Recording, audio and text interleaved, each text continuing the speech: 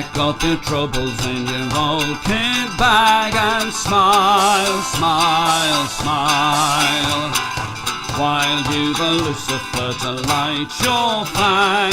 Smile, boys, that's the style. What's the use of worrying? It never was worthwhile. So Unpacking all of his troubles. On a winter's afternoon that was so windy, she had watched her father going away from the edge of the city. He looked so proud as he kept time with all of the other men as they marched, laughed and sang their way out of all of the long rows of houses. With her mother beside her, they only returned to their own small house when they couldn't hear the men's voices. She was a little girl with a big smile, and before he had gone, she made sure that she had put the precious, the only family photograph of them all inside of his pack. This portrait of them had always held pride of place above the range in the front room. They had put their finest Sunday clothes on, and had posed in the photographer's studio, in front of his lavish furniture and a fine grandmother clock. Their house would never be as clean and full of beautiful things as that. Her smile grew wider as she thought of him finding it hidden in amongst his belongings. She didn't know when the war was going to end. Nobody did.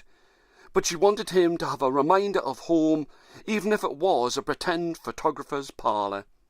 She knew, she hoped, that she would see him some day. She was sure of that, and she wanted him to be safe as he fought so bravely.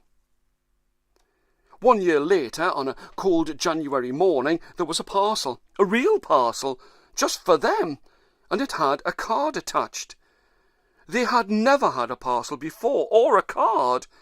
They had read it twice, 3 times, to make sure it was definitely for them. No one in the street could read it. Some people said that it had stamps that came from France. One thing was for certain, it was in foreign. Together, they carefully pulled back the stained brown paper, opened it, and read the card. They puzzled over just what Joyeux Noel could possibly mean, but there was no doubt about who it was from.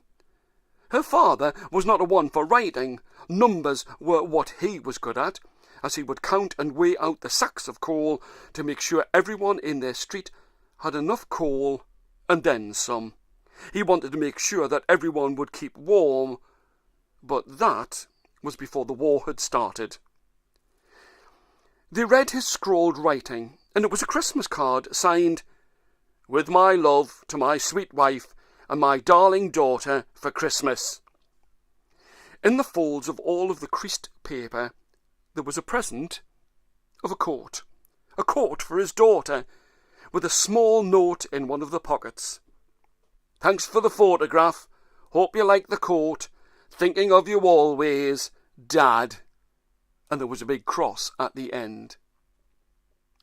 "What's your dad like? Thinking about us at Christmas, wasting his time and money getting us things, when he should be looking after himself. He's a good 'un, and no mistake."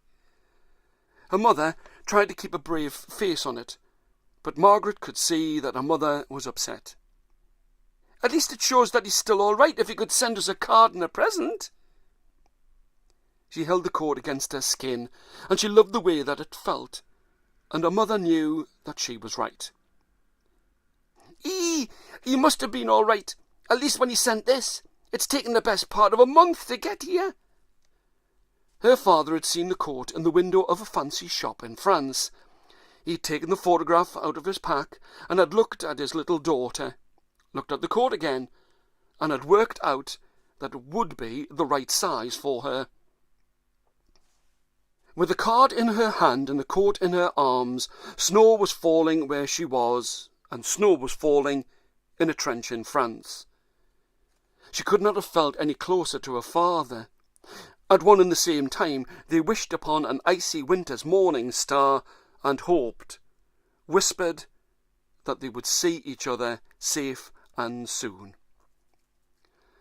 Some of her friends' fathers, brothers, uncles, cousins and friends had returned from the war, but they had been sent back wounded. There was some comfort in the fact that her dad was still out there. If he hadn't been sent back, then he must still be alive and not hurt. She loved that coat, the way that it felt, the way that it looked and smelt. Just knowing that it had been in her dad's hands as he had carefully bundled it up as he posted it to them was enough for her. Just knowing that he had looked at that family picture and had thought about them both made her smile and thank the heavens. She hoped that when he did have the time to look at the framed portrait, it would make him smile and wouldn't make him miss them all too much. She held that picture of a brave father marching away, laughing and smiling, and that made her feel stronger. Far away from them, he had a picture in his mind of his little daughter, Margaret, wearing the beautiful coat.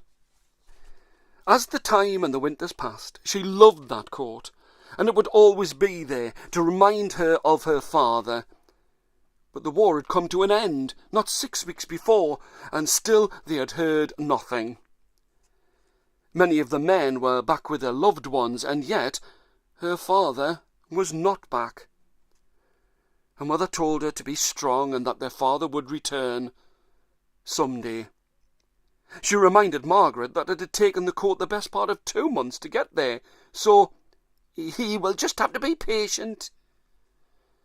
Telling someone to be patient and being patient are 2 different things, and she was gradually only dreaming of the worst.